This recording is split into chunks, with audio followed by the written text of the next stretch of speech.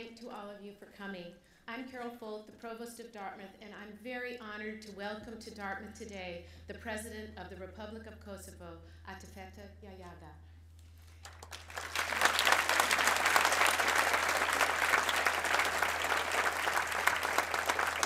Madam President, esteemed members of your staff, political advisors, consular officials, and distinguished guests, it is with great pleasure that I extend this welcome on behalf of the entire Dartmouth community.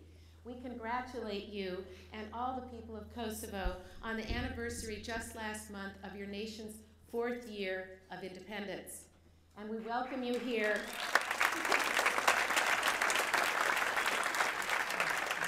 And we welcome you here today as friends and partners in learning.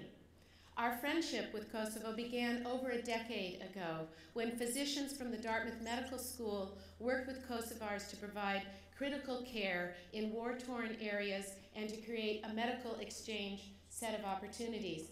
And that friendship continues to flourish. In fact, since 2000, there have been more than 200 bilateral exchanges of physicians, of nurses, and medical students between Dartmouth and Kosovo. More recently, through our collaboration with the American University in Kosovo, Dartmouth students have held internships in Kosovo, and this summer we will welcome our first exchange student from the university. Last summer, a group of Dartmouth students went to Kosovo and partnered with students at the university to restore a neglected Jewish cemetery. We are so grateful for all the work of so many people over the years who forged this relationship between Dartmouth and Kosovo, and I'd like to mention a few of them right now. For our collaboration in healthcare on the Dartmouth side, Jim Strickler, Dean Siebert, Mike Zubkoff, David Goodman, Jim Weinstein, George Little, George O'Toole, Christina Hammond, Faye Homan, and Don College.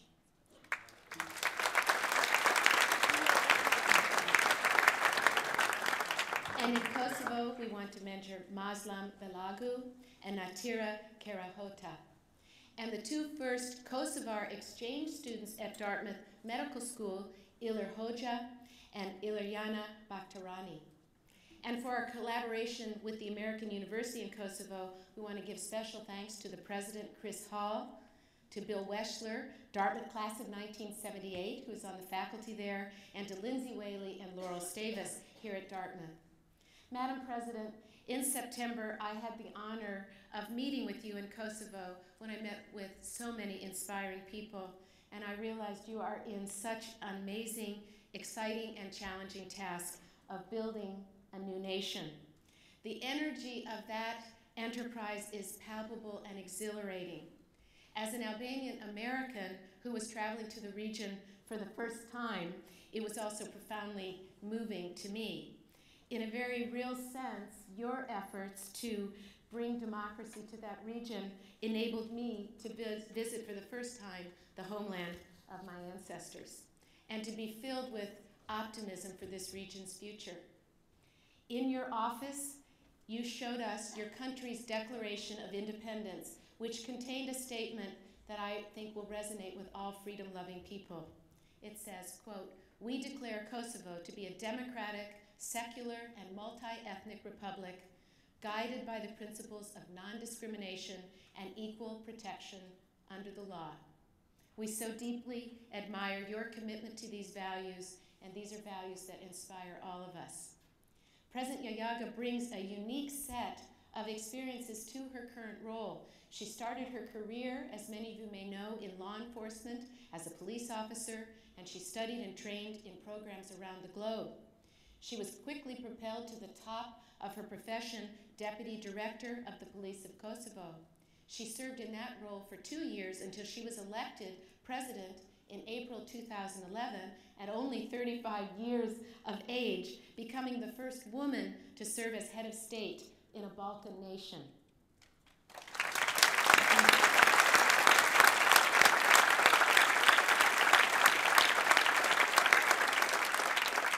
Her dedication, wisdom, and accomplishments in building a new nation provide a powerful example for all of us. We can learn so much from her experiences and from all that Kosovo has achieved. So please join me again in welcoming President Jahjaga to Dartmouth.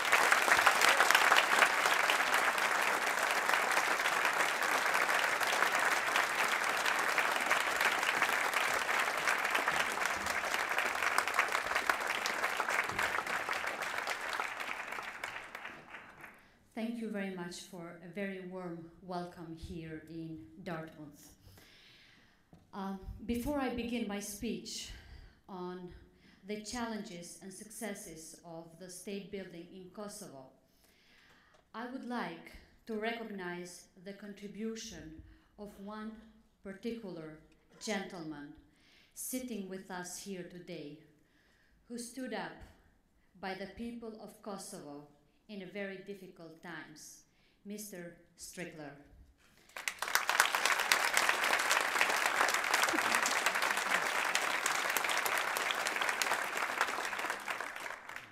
On behalf of Kosovo's institution and all people of Kosovo, please, Mr. Strickler, accept the Mother Teresa Award for your contribution in the field of humanism. We are grateful to you and to all of the university what you have done for the people of Kosovo. So, Mr. Strickler, I would love to have you here at the stage with me.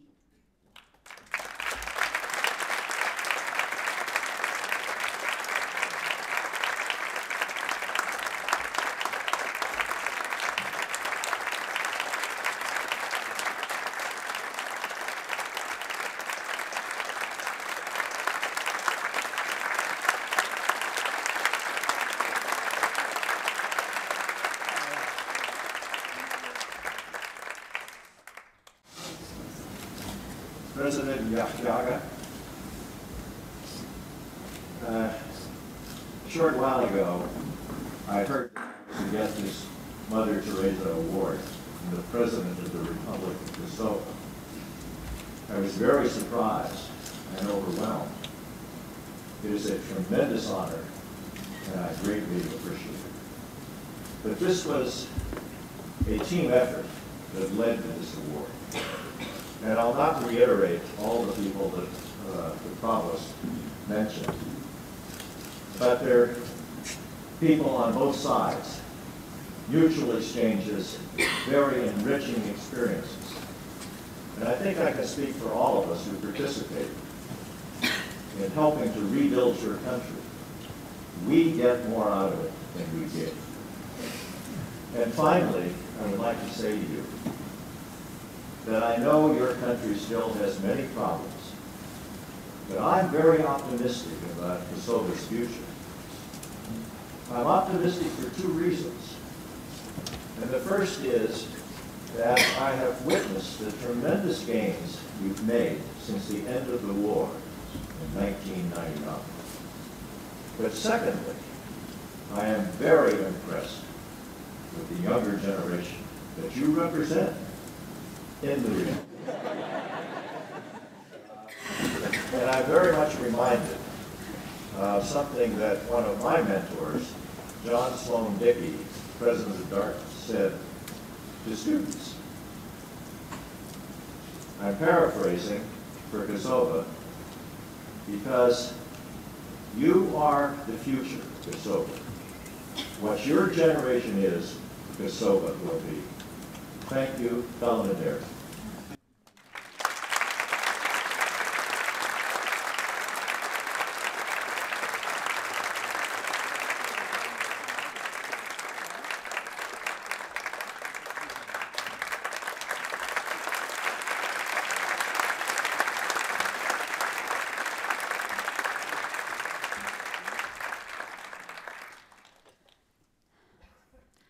Honorable President of the Dartmouth College, Dr. Cream, professors, and Dartmouth community members, dear students, I am honored having the opportunity to speak in front of you.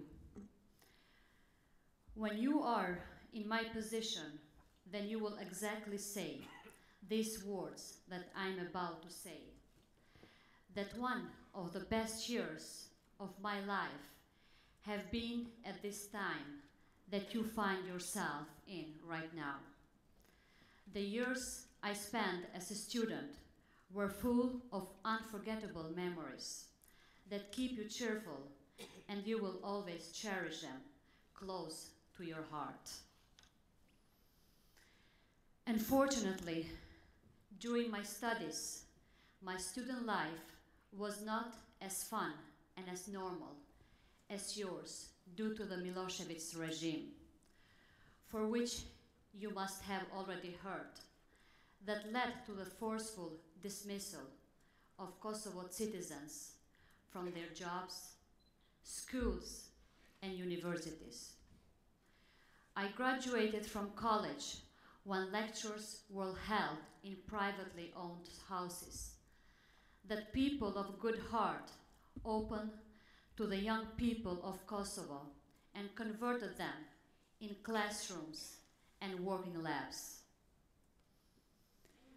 I can testify you that the desire of my peers and myself to learn and acquire knowledge is attached to the feeling of fear from repression and from the possibility that the police and security forces will seemingly out of the blue break into our improvised classrooms to imprison our teachers and to stop us from being knowledgeable.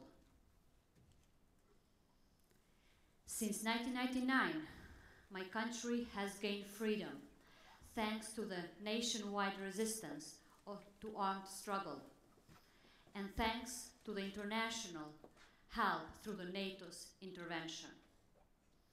Now, the children and the youth of my country, like in any other ordinary current country, learn in a regular school environment from preschool to university level.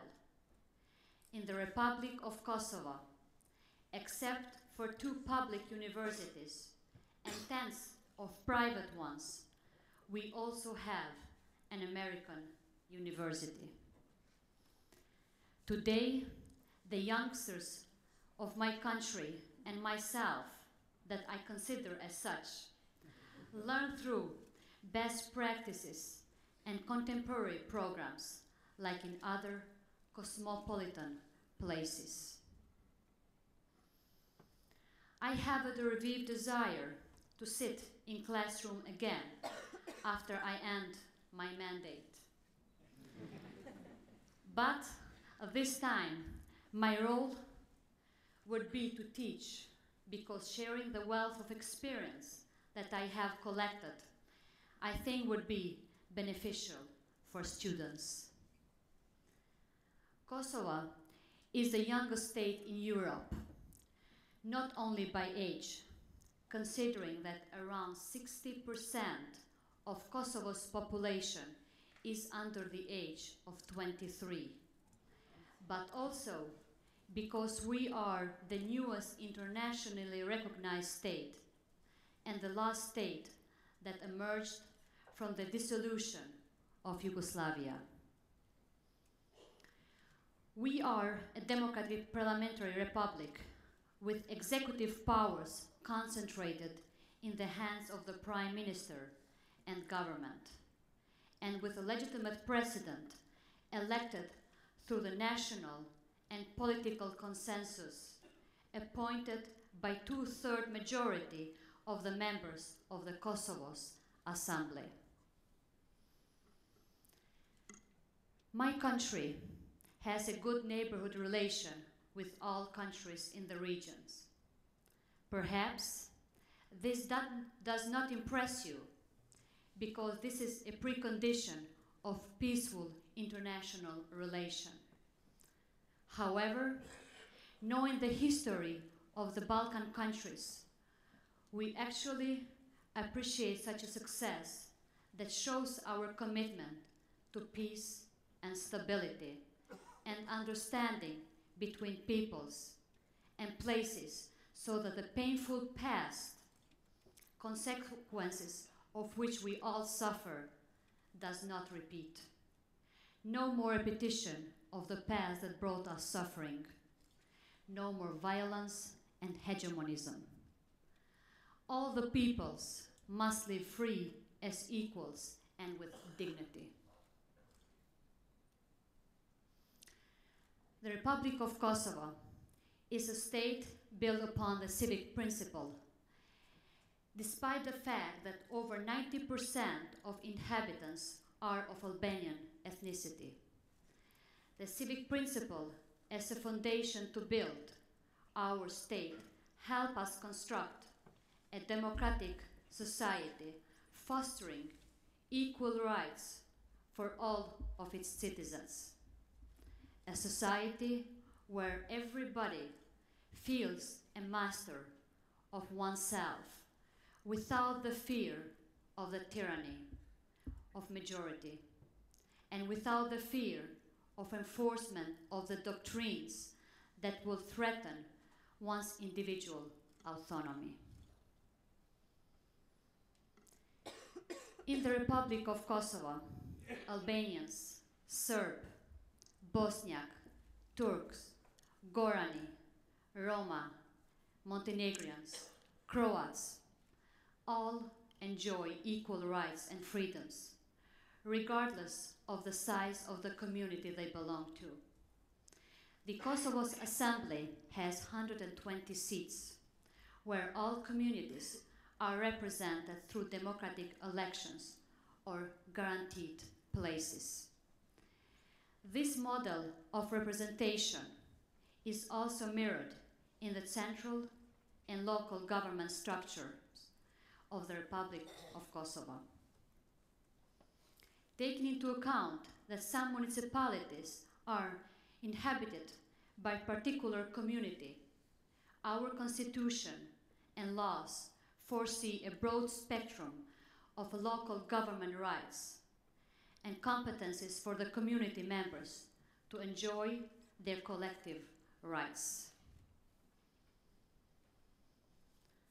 Also, my state is recognized by 88 countries, including 22 out of 27 European Union member states. We have encountered difficulties to becoming a member of the United Nations, as well as other international organizations and mechanisms as an equal member.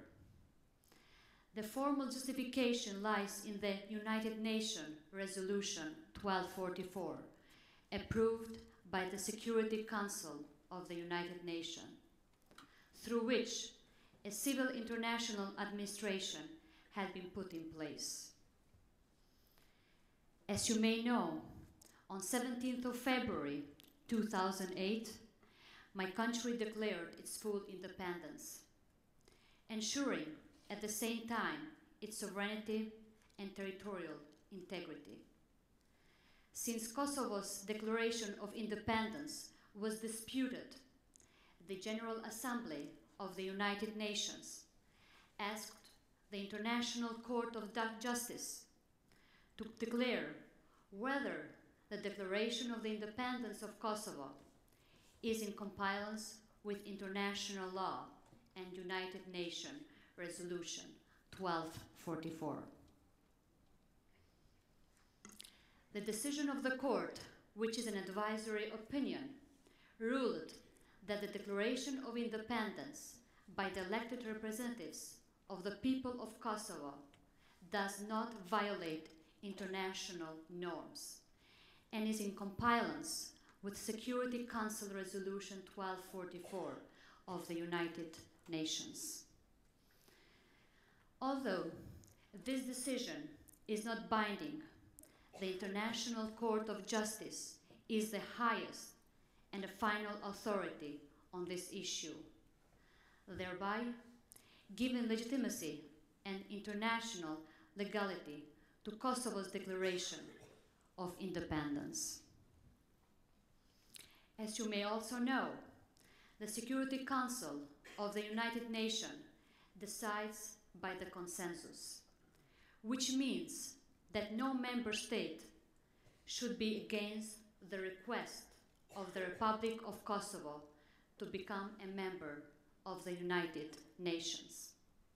However, two member states of the United Nations, Russia and China, are withholding Kosovo's quest for membership. Just recently, my country's government agreed that Kosovo be represented in regional organizations through a footnote under Kosovo's name, saying that the designation is without prejudice to position on status and is in line with the United Nations Security Council Resolution 1244 and the International Court of Justice opinion on the Kosovo Declaration of Independence. With this agreement, Kosovo's perspective to join regional organizations, including European Union initiatives, is opened, where it will be represented as an equal member as other states with no obstacles, despite the fact that the Republic of Kosovo has not been yet recognized by 5 European Union member states or other states that are members of this organization that had previously exercised their veto rights to block Kosovo's membership. My country wants to become a member of the European Union because the perspective of all states in the region is full membership, while providing mutual support and understanding, and while ensuring high standards in the field of human rights and freedoms, economic development, education, and overall advancement of democratic processes.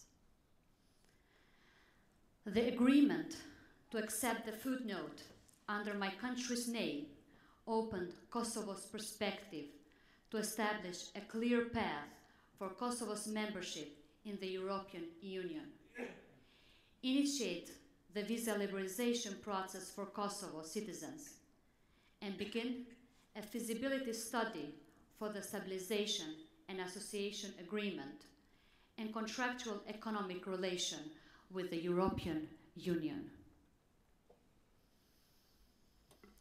I know that you do not necessarily understand the significance of the visa liberalization process, but at this time, only the citizens of my country, out of all Western Balkan states, cannot travel abroad, neither for paying a visit, nor for education, nor for medical treatment, not even for tourism, without prior being a subject to the process of obtaining an entry clearance visa. The young people of my country can only travel in 4 countries of the world without the need of a visa. We were promised, and we, as Kosovo institution, have pledged to follow all procedures and fulfill our obligations until the end of this year, so that my citizens will be able to travel freely throughout the European Union without visa requirements.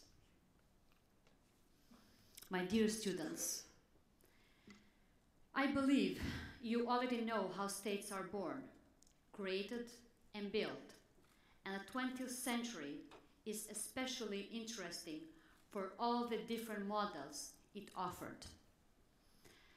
The Republic of Kosovo is a unique case. You have already heard that Kosovo is a sui generis case. It cannot be compared to any case from the past, and it cannot serve as a referring case for anyone in the future.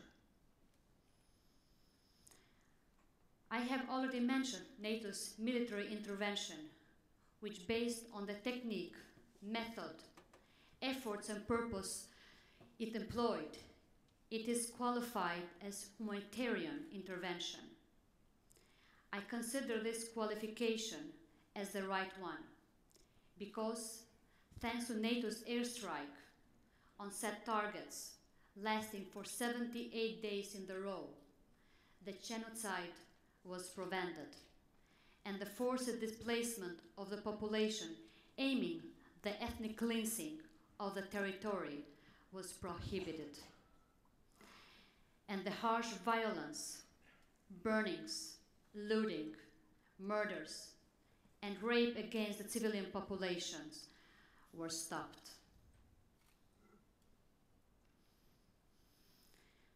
I believe that the intervention will not have been effective if it would not have been followed by the international civilian administration measures and the international police and military presence, which together ensure the protection of borders and territorial integrity of my country, but also prevented the interethnic conflicts and the eruption of the civil war. This administration, which came about in the form of the UNMIK, United Nations Mission in Kosovo, helped the rebuilding of the country after the war and the establishment of the government institutions, enabling the local institutions to take full responsibilities. I am of the opinion that this mission lasted long, because if the independence of my country was declared some years earlier, today would have been closer in the Euro-Atlantic integration processes. The experience of the international engagement in my country will certainly serve as analysis for similar missions in reconciliation and governing capacity building to be more efficient, more concrete, and shorter in order not to be in the conflict with the legitimate aspiration of the people and not to undermine the usefulness and efficiency of the device. Today, my country is a stable state which has successfully suppressed the phase of transition, and from a country which since more a decade accepted aid, we have become a country which can offer help even in emergent humanitarian missions, but also in peacekeeping missions and rebuilding of post-conflict places, especially in administrative, governmental capacity building and reconciliation. I would like to focus a bit in the process of restoring trust and reconciliation. Post-conflict countries experience the problem of restoring trust and achieving reconciliation process for a long time, and if the intervention does not come at the right time, and if the necessary measures are not taken, then countries can slide into tribals, regional or ethnic conflicts, risking falling into civil wars. Republic of Kosovo, after the talks in Vienna process, adopted the package of Finnish President Martti Ahtisaari, who was the mediator in these talks. Through this package, which is an integral part of my country's constitution and laws, the ethnic and religious communities are guaranteed wide rights through the decentralization process, where 6 new municipalities are established, in which certain communities comprise the majority of inhabitants. More precisely, 5 of those communities comprise Serb community majority, and 1 community has Turkish ethnicity majority. Even though these municipalities are small and they have 5,000 to 10,000 inhabitants, they fulfill the psychological and practical effect, since the communities are able to freely exercise their collective rights and undertake full responsibilities in exercising their power in the local authorities. This enables them to have an appropriate participation in central institutions by accepting the authority of the Republic of Kosovo, its sovereignty and its territorial integrity. In the current government in my country, there are 3 ministers who belong to Serb and Turkish communities. As you may all know, we have certain problems in the north of Kosovo. I am referring to the 3 municipalities that are inhabited by ethnic Serb majority and who are geographically in the northern part of Kosovo's territory, and they have a direct ground access to Serbia. The local Serb population, who are citizens of Kosovo, do not recognize the authority of the Republic of Kosovo. Moreover, just a few days ago, they held a local referendum on this issue. The number of residents in this part of the country, it is not higher than 50,000, while the whole territory of Kosovo is 10,800 square kilometers. This is to say that this number and the size of this territory is not enough to self-declare independence or call upon the right of self-determination. At the beginning of this lecture, I talked about civic principle upon which my country is built. This means that I am strongly against ethnic line division, against territorial partitions, against territorial and population exchanges, and against any changes in the ethnic structure of the territory.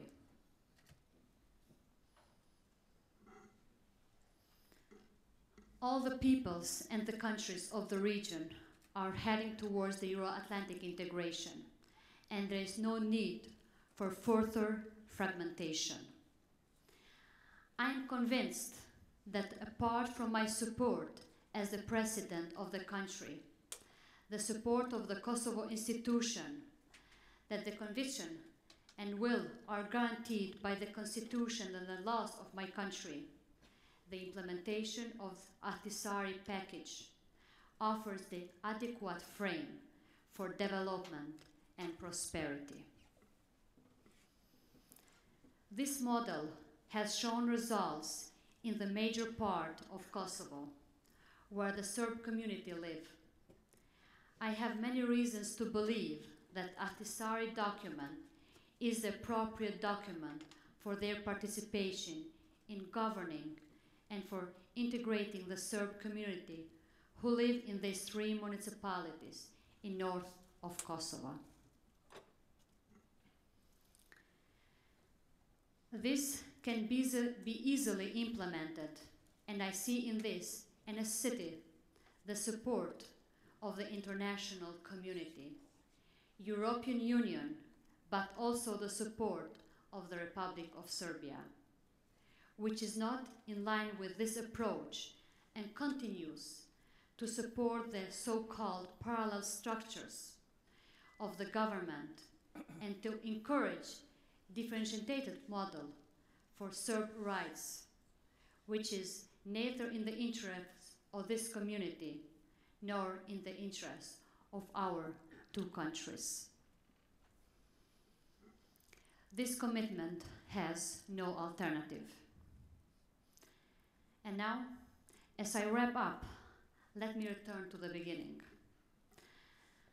The Republic of Kosovo, as I said, is the youngest country in Europe. And as I previously said, it is sui generis, or a special case, which is not to say that is an exceptional case. But in the case of Kosovo, many moments, factors, and elements are intertwined.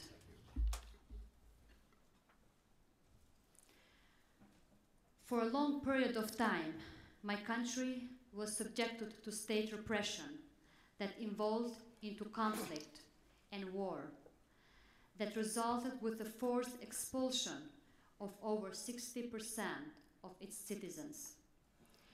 NATO intervened militarily to stop those processes and to return the normality, allow the return of refugees to their own homes, and to remove the repressive administration as well as the police, military, and paramilitary forces that exercised terror against the civilian population.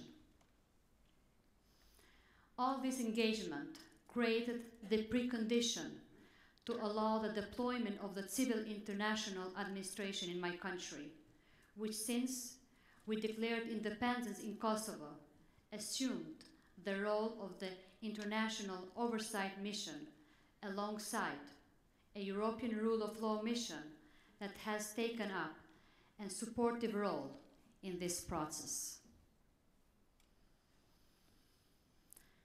Now, please let me summarize the lessons learned.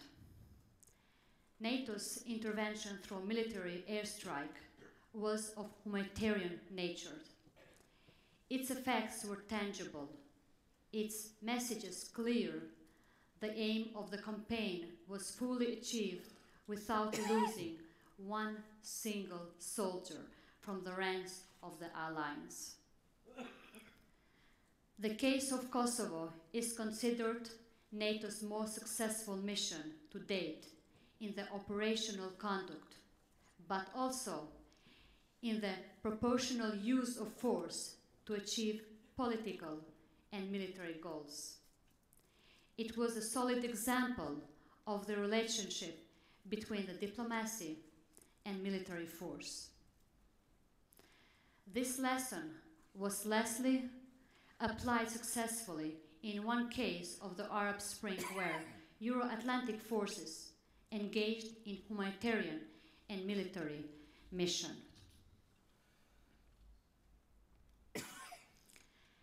This kind of intervention constitutes a multilateral intervention of the alliance, which crosses over in the peacekeeping doctrine of intervention that paves the way to an international civil administration supported by police forces that have preventive mission. The case of my country is a successful example of the full cooperation towards one goal. Of internal and foreign factors, and the Republic of Kosovo is the result of this joint engagement. None of this would have been possible without these two important components. The goal is to build a functioning democracy, a just society where the rule of law is established and the values such as human rights and equality of all people, regardless of gender, race, ethnicity, or religion, are restored. This century is the century of integration and not the century of divisions. In the process of building our countries, we build a stronger foundation of humanity. Thank you very much for your patience. And if there are no questions, I assume that you have understood me fully. And I heard that you had your exam during the coming days. I wish you a best of luck. And of course, I welcome with much pleasure one or two questions which might come from the audience. I know that I'm violating the protocol because I was told that there is no question, but being in front of the students and not offering at least one or two questions is not fair. Thank you so much.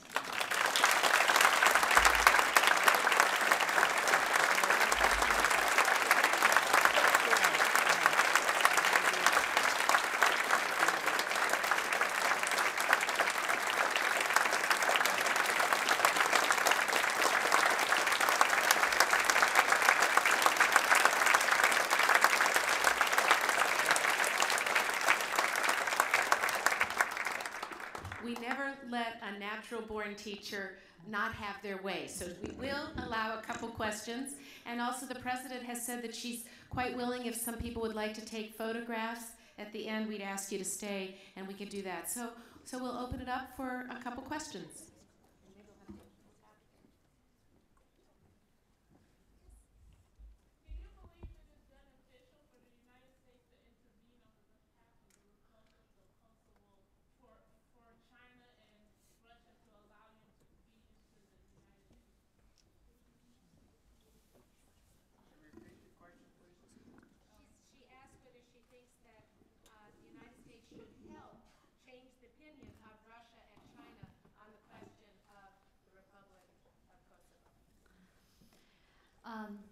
For Kosovo and the all Kosovar people, United States of America is one of our strongest allies.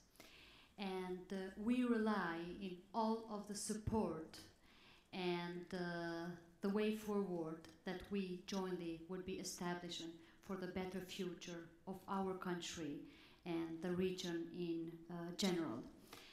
As I said earlier, the Kosovo so far, only after 4 years of independence, has been recognized by 88 countries, where it's still not a sufficient number for being a member of the United Nations. Even if it reached to the number of 50 plus 1, that will still not be possible for Kosovo to be a member of the United Nations. There is an utmost need, not only for Kosovo, but for the United Nations and all of the member countries of the United Nations, for the Kosovo's participation or membership within the United Nations. So we welcome any of the support which comes in the direction through the channels of the proper diplomacy for further recognitions and further veto of Kosovo to be a member of the United Nations.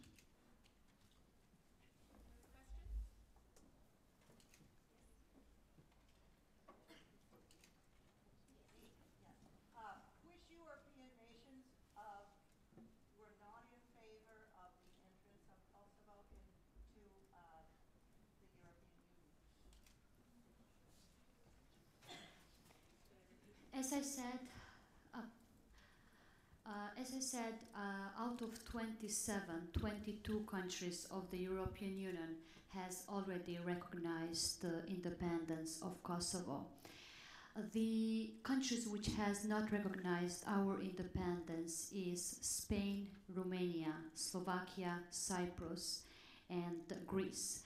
But we have to bear in mind that the recognitions of this country is not relates nothing with the Kosovo. As I said, the Kosovo's case is a sui generis case, but is more related to their own internal matters. But despite that fact that the recognition of those countries has not gained for Kosovo, Kosovo has a clear future towards the European Union or through the Euro-Atlantic integration. Only with the latest development with about the naming of Kosovo, Kosovo has gotten a clear path towards the direction of the EU, which relates to the visa liberalization, relates to the contractual relation, and towards the trade relation, which, if we simplify with one language, that process has moved Kosovo for 5 years ahead. But still, there is so much to be done. But in this regard, even those countries that has not recognized Kosovo independence, they do support the EU agenda about Kosovo. One more question? Yep. Spoke about the northern prefectures in Kosovo and how they don't have a right to self-determination. And you said they didn't have a right to self-determination because they were too small. Doesn't every individual in any thriving democracy have the right to liberty and self-determination and what government they want to live under?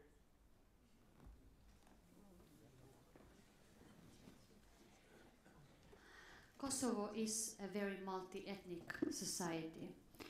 That has been one of the greatest success for our country and our people of the multi-ethnicity tolerance and living together between all the people within the country, no matter they belong to the community of Albanian, Serbian, Montenegrin, Croats, or whatever community.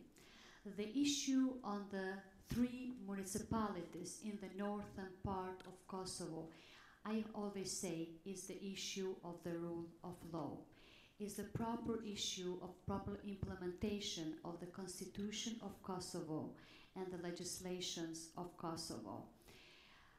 The other communities of the same community, of the Serbian community, they are properly integrated in all of the, within the all institutions of Kosovo, within the all municipalities in Kosovo. That is the only problem with those 3 municipalities, which is again is a matter of the rule of law. It's a matter of the influence of our neighborhood country of Serbia, which is installing and it's supporting the illegal parallel structures which operate in this part of the country. So the time of the hegemonies and time of the splitting in the nation and that has already been passed. Now the future of all of the regional countries is towards the European integration.